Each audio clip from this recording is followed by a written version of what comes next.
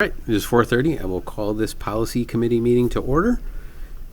Item number 2, roll call. Bob Soderberg. Here. Russ Ewert. Here. We're also joined by board member Michael Oath. Thank you, Michael. You're welcome. Item 3, agenda revisions and approval. Move to approve the agenda as proposed. I will second with one minor correction on number 6. The word transgender is misspelled. I don't know if that's relevant or not. It's trans Yep. gender. Yep. Thank you. All right, we will note that correction. Any other discussion? All those in favor say aye. Aye. Right. Aye, that carries. Item 4A, minutes from September 20th, 2022. Move to approve the minutes from September 20th, 2022. Second. And I think, Bob, I that's just what you were corrected, right, referring that's what to I was with the referring- And I apologize for transgender. that. Nope. Got it. I was one step ahead of the game. Sorry. Okay, all those in favor say aye. Aye. Aye. That carries. Item 5A, discussion and action regarding updates and modifications to district policies 0100 through 9800. Dr. Ryder, do you want to Sure. lead us into that? Sure. The first policy this evening with some additions to it is our policy 2414, human growth and development. As you know, through the Teaching and Learning Committee, Mr. Ewert is chair and Mr. Miziak, our director, did some work related to this policy and language in this policy from a standpoint of the application of it. Previously, September 20th, we made some modifications to our existing policy, which is in the black print, and then we wanted to highlight state statute language, specifically regarding students in grades 9 through 12 will receive instruction as required by said statute there when it comes to physiology, hygiene, and it may include sexually transmitted diseases. We wanted to make that presently clear and not just reference that statute. Mr. Ewert, I don't know if you've had a lot of time on this with Mr. Miziak, if there's anything you wanted to add to that. So the revisions you see in green basically came about from that statute 11801 sub 2B2, which supersedes the human growth and development statute, which this policy was originally written around. So we wanted to add that clarification in, and it kind of provides the community and the staff with some direction as far as what we do have to follow in regards to state law, regardless of if we are going to offer human growth and development.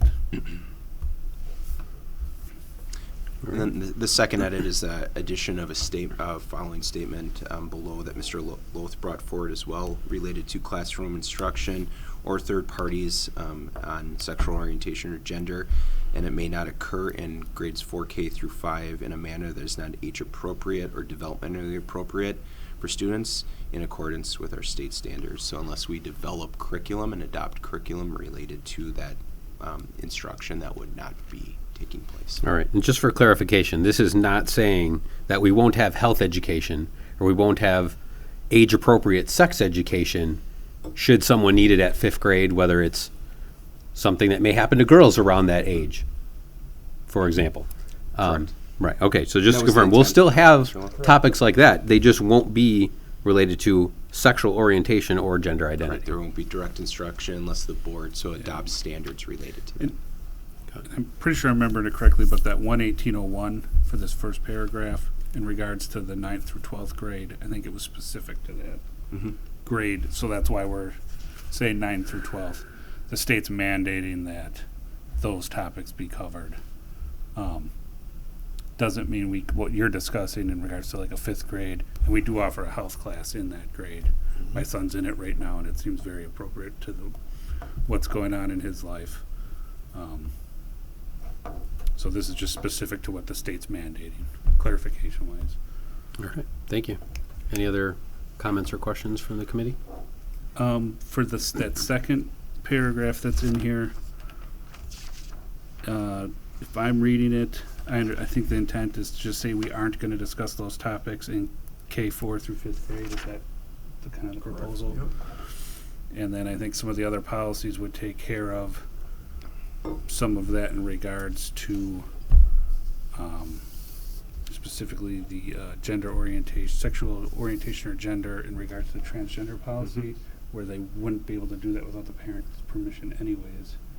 When it comes to identification, yes. And I would also state that you as the board have obviously are approving said curriculums and the work we've done in teaching and learning where examples have been brought forward with prioritized standards that you've adopted that would then highlight what is taught and what is not taught. I think this statement here folds into human growth and development, as that's an area that can be wide open at times. Okay. I just wanted to make sure I was reading it correctly. I think I am, so. All right, thank you. We can move on to policy 2522, library media centers. Yes, so this policy has been talked about a little bit in the last couple of weeks. We had a teaching and learning committee meeting last week, Monday, where we discussed concern around some materials that are in our library in circulation.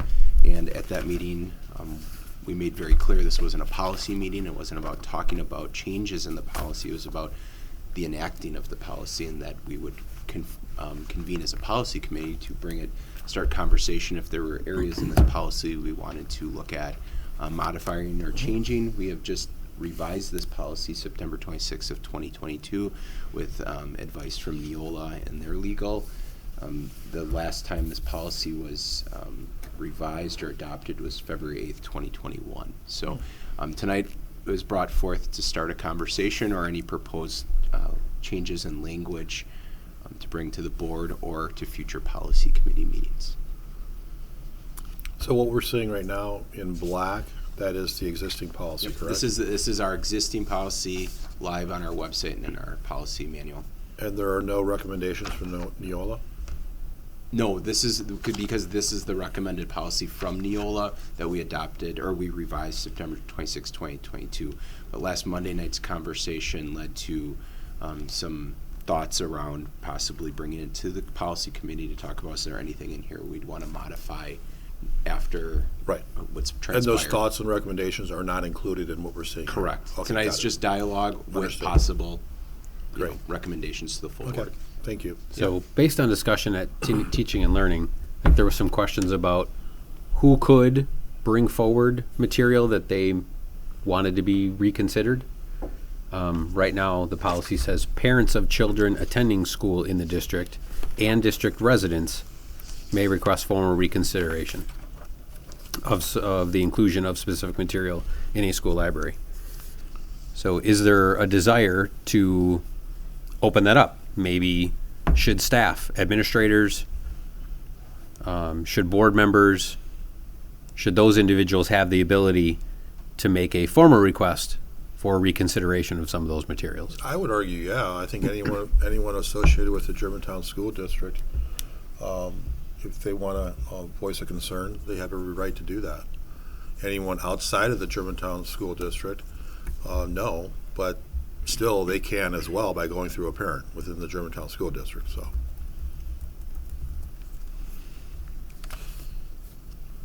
So in the discussion, and a lot of this came up with the manner in which I approached it initially, and just kind of clarification on why I went the direction I did with it, is I wasn't making my concerns known as a parent. I was making concerns known as a board member, and this policy doesn't direct me in how to do that. It does direct that a parent or resident should start at the librarian and or principal with an informal request. Me approaching as a board member, I didn't find that to be an appropriate level, given undue pressure to those positions, specifically more likely the librarian in that case. I brought my concerns to Chris and Jake. I thought that was the prudent thing to do, not to put that pressure on those people in those positions, but as well as give him a chance to kind of direct the situation or let me know if I was overstepping boundaries as a board member. Yeah, So, as you know, board creates and sets policy and has every right to modify policy, and staff administers policy. So yeah, I would say even if board member isn't written in here, you have every right as a board member to escalate. So, but if I think it's appropriate to add that in here, board member, anyone within the, associated with the Germantown School District has every right. So So- if we would add board member, what path would we like them to take? Would we like them to report to, sorry, I'm just hearing the echo. The Director of Teaching and Learning to preserve if Yeah. it doesn't have the desired outcome, obviously then it escalates would be to the district administrator and then the board. But if the complaint originated at the board, or the request originated at the board, does that board member sit out for that deliberation? Do we, Right, because That's a good. the decision of the board is final? is final. It may get escalated to the board for consideration or reconsideration. Would it be the 6 members that would remain, unsullied by the request to consider it, but then you have a potential for a 3-3 tie? So do we put in a 3-member board panel not involved in the request at the direction of? No, I see where you're going, but I don't know. It's a rabbit hole for me. If you right? need to recuse yourself on something like that, it's one thing where you have a fiduciary interest, like you have a spouse working for the school district. I mean, if I, outside of this policy discussion, if I have an issue relative to a policy on transportation or whatever, and I would escalate that to the superintendent, I have every right to continue to participate in the discussion and as well as the vote on that particular matter. So I don't see any difference on this. If you escalate something about a particular, something in circulation, and I don't know what, I like your idea on what's the path forward, who do you escalate that to? I would say keep it simple. You go to the superintendent. Because I'm probably going to designate, like in that case, to teaching and learning who oversees the library. Sure. And I don't think you need to recuse yourself because of you escalated it. It's no different than any other policy that you may have a concern about or want to change or add something to it, that type of thing. I don't know. What are your thoughts on that? I agree with that. I mean, but I understand exactly to your point, a board member should, I would think not, go directly to the library media specialist and, say, you need to pull this material. I think that would be inappropriate. I would agree with that. I mean, that's obviously the course I took and the reason why I did, so. As far as revisions then go for this, I think we just need to clarify that there is pathway for staff or board, right? And parents? So we have parents. We have parents of children attending school in the district and district residents. You could add also Germantown School District employees, because then that is all employees, Yep. right? To Bob's point about association. Yep. And if you want to put board member in there, board members, sure. So all district staff, Yep. comma, board members. Mhm. And then do we have to direct, if the request is made by a board member, it shall be made to Yeah. the district administrator? Yeah, I would suggest that, yeah, because I don't think it's appropriate for us to go to anyone else or other than the superintendent, so. Yeah. Chris, do you think it's appropriate to come to you, I would or should say- it go to Jake? I would probably come to me first as your employee, right? In Okay. kind of chain of command, which then I would probably designate Jake or Director of Teaching and Learning or principal at the school.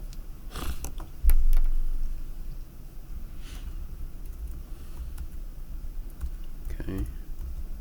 Excuse me for a minute, just taking some notes so we capture what we're looking at here.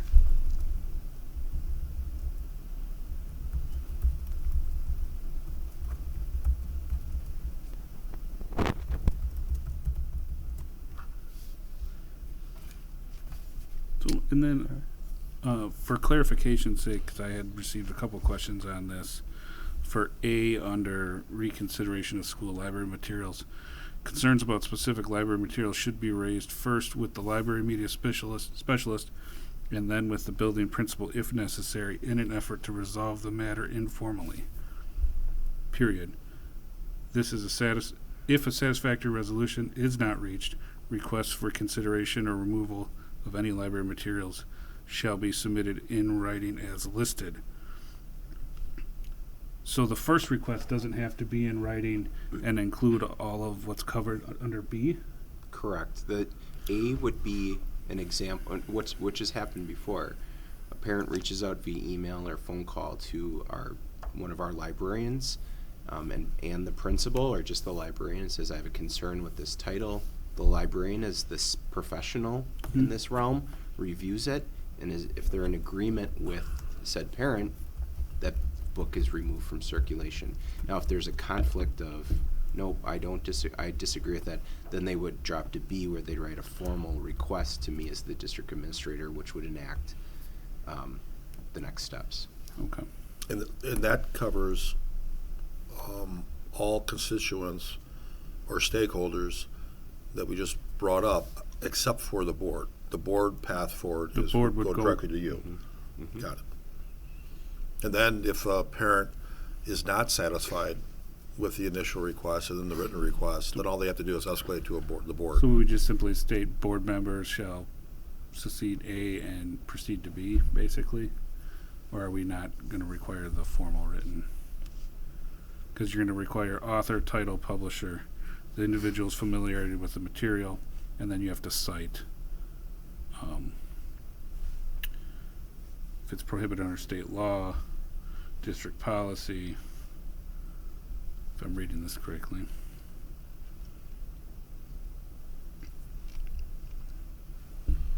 Yeah, I don't know, where are you gonna put the board member on their path forward? After D? You could have a separate section.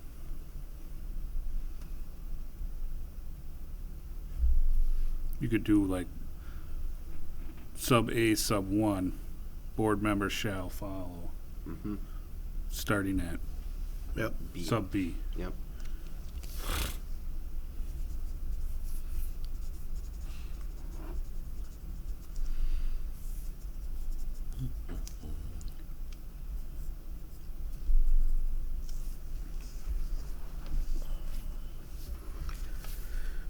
All right, so just for clarification, I think what we've agreed on is or directly below the reconsideration of school library materials heading, where it starts off of parents of children attending, that will become parents of children attending school in the district, comma, district residents, comma, Germantown district employees, comma, and board members may request formal reconsideration. And then under A, we will add a number 1, board members shall start at subsection B. It's simple, it's direct. Keep it simple. Okay. All right. Anything else on our library media centers policy? Just some of the questions I received over the week kind of pertain to the decision-making process on if something should be removed or not. I've looked into a lot of different case law on that end of it. It would be probably a much broader conversation if we want to get into some of the finite details they're going to have to utilize to make their decision. If we want to explain all that in the policy, I'm not sure. It's case law, so it has to be followed anyways. Do we reestablish it in a policy? I wouldn't necessarily think so. Couple of them just off the top was Board of Education versus PICO 1982. That kind of goes into the explanation. It sets a threshold. Part of it sets a threshold for removal from a public library, which would include the school public libraries, not classroom libraries. It draws a distinction between those two things, and those are that it's pervasively vulgar or not educationally suitable. One of those two has to be met to be considered for removal. A second case is Case versus Unified School District, and that's a 95 case out of Kansas, where it states that individual review of titles has to be considered. You couldn't just remove a section of if it's a trilogy or something like that, you can't just remove all of the books because one may have something that would meet status for removal. You have to consider each book on its own merits, as well as you have to give credence to an option other than removal prior to the option of removal. for instance, if it was found in the middle schools, we found it to be age inappropriate in that manner, maybe it gets bumped to the high school level, or some sort of age restriction, or some other restriction, parental notice or consent. It doesn't go quite into that detail, but it says you do have to lend credence to another option prior to removal. I don't know if we want to put all of that in policy restating case law. We just need to be cognizant of the case law when the decisions are being made. This is why these guys get paid good money, right? Well, you look at criteria for selection of materials. C, be appropriate for the subject area and for the age, emotional development. So is it age appropriate? And I think based on the conversations or the emails that were going back and forth, the material certainly was not age appropriate for all ages. And that's where I think we need, I'm not going to use the word remove, I'm going to say take out of circulation. We're not banning anything. It never should have been in circulation. Yeah, and there we do have a, I think in the, let me try to find it. They called it weeding in here, and Yep. I don't want to lose my spot, but that's a natural it's process. after K, Russ. It's after K. Oh, yeah. Selection is an ongoing process. Yep, selection is an ongoing process and or use or need weeding. So that's something the librarian can do on their own. I think part of my concern was, are we bringing too much in at once for them to review to the level that we might need to, knowing some of these books that came in were young adult, classified young adult, or attached as, critically acclaimed writer. Here's some of his other materials. To give them a chance to do that upfront work. We're not inundating them with too much at once, so we can make sure. I had a conversation with the superintendent a couple weeks ago, I believe, where I would hope that technology could support this. So if we're going to go out and do a purchase of, I think you mentioned, 400 books we get, that we get electronic copies of that, and we put keyword searches in there on whatever we want to put in there, and it would flag. And if it doesn't flag, that to me would be a good quality assurance that it would be age appropriate. Sure. And I would hope that going forward, that would be the standard. It would that we have. expedite the process. It would. Right? I mean, that's the key. Yeah, but you want to have trust and confidence in staff, i.e. the librarian, for doing the right thing. And that's where trust but verify comes in. Yep. Will something slip through the crack? Possibly. But if we have appropriate mitigation in place, I think we're providing the community a high level of confidence that we're doing the right thing. So I would agree with that. So I got a question. If it's not age appropriate, do we have language in here on what the protocol is except for reconsideration above? That covers that, correct? If we find something that's not age appropriate, we have to follow reconsideration of school library materials. Correct. That covers that area. Okay.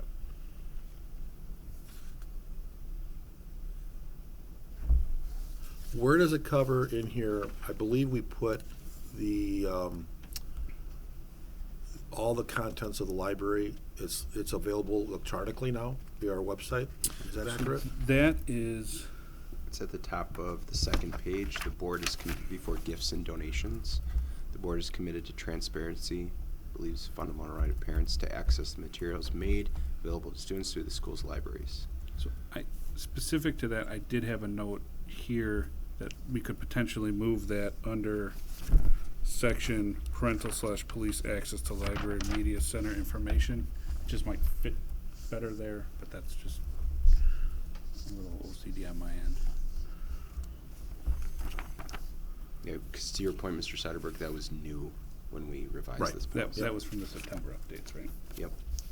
Cool. Are you in agreement then that that paragraph be moved under parental/police access to library media center information?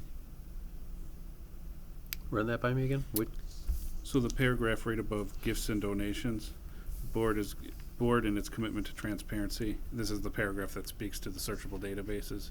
Should we move that under On page 3. page 3, parental/police access to library media center information. Yeah, I would think so. Seems to make sense there.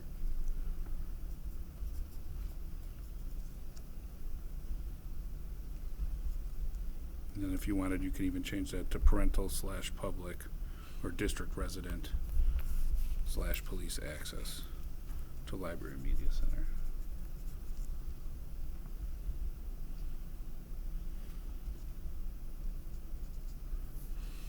And I think we've had, we did talk about law enforcement officer access or requests in the past. And I believe we had discussion around, it's one thing to have a school resource officer, a Germantown school resource officer, making that request, because they're part of the team, they're in our schools. But what if we have a request coming from Menominee Falls or Greenfield, Milwaukee Police Department? We want to cooperate, of course, with them, but I think we had there was some discussion relative to subpoena, because we've got an outside agency now coming into the school district. It's not that we don't want to cooperate, we just want to make sure that we dot our I's and cross our T's. And you're a law enforcement officer, what are your thoughts on that? Well, I mean, if I'm looking at it from an outside agency, it would depend on the complaint. Is there a state law violation? It may or may not be a And- big deal. Yeah, and do I have jurisdiction there to do that? More than likely, they're gonna partner with Germantown PD Germantown, anyway. yeah. So, okay. Probably a non-issue. And if I was outside agency and I wanted to see, I would utilize the district's policy and I Right, would search okay. the online category. So it's a non-issue. Yeah, I wouldn't see Okay. it being. All right. Anything further on our library policy 2522? I don't have anything else. Okay. We'll move on to policy 8510, which is our wellness policy. Yes, so Mr. Miziak and Ms. Heaney, our food service director, worked together to make some edits to our wellness policy, so it's in compliance with the USDA requirements. This policy has to be posted on our food service portion of our website, and you can see the additions made in green and then deletions in red related to not only the mission of our nutrition and nutrition education, but also wellness when it comes to physical education and activity for our students. So this policy has been vetted by also DPI based on the requirements that are needed here on their checklist for policy. Ms. Heaney made sure to go through that as well. So these, we're recommending the edits here that are required, and so we can post that policy to our website and be in compliance. And as in the past, we have to comply with this. It is what it is, Yeah. because we collect federal dollars, correct? Correct. And if we don't want to comply, Yes. we won't collect those federal dollars. Correct. Kind of simple. It's pretty straightforward, Yep. pretty standard in every district. All right. And Board. you'll see under H2, in addition, the teaching and learning director will ensure that the Mission Nutrition Advisory Committee meets at a minimum of once every 3 years to review and update and evaluate this wellness policy. So most likely in 3 years, again, we'll be back here saying with any changes. Just semantics, should it be called wellness policy? Do you think that would conflict with what we have on the employee health insurance wellness side, or is it not a big deal? I know what you mean. We use the term wellness and it Right. scatters everywhere. I think Is this Neola's title? Yeah, it's Neola's title. Okay. It's kind of the All right. standard. Would almost be better to just be named, child nutrition Sure. or Yeah. something like that. It's Student overall nutrition. wellness. Student nutrition. Well, it's overall wellness too. It's both physical and nutrition, because there's aspects of physical activity and physical education programming, and that we comply with state statute requirements with that. Oh, cool. All right. I think that's all we had on our agenda for tonight. Does anyone want to take a stab at a motion for the board? Sure. I'll make a motion to move forward with a positive recommendation to the full board to approve the updates and modifications to District Policy 0100, dash 9800 reviewed and revised. Specifically, Policy 2414, Human Growth and Development, Policy 2522, Library Media Centers, and Policy 8510, Wellness. Do I have a second? I would second that motion, yes. All right. Does anyone require any clarification or discussion on what we are sending? Well, and I think the library material stuff would be updated in green for the full board Mhm. meeting, just so we can see it. I'll take the existing and maybe connect with Tom on a few notes. All right. All in favor of that motion, say aye. Aye. Opposed? That carries. And item 6, adjournment. Make a motion to adjourn? Second. All those in favor say aye. Aye. We are adjourned at 5:01. Thank you, everybody. Thank you. That's Drive how you home ru- safe.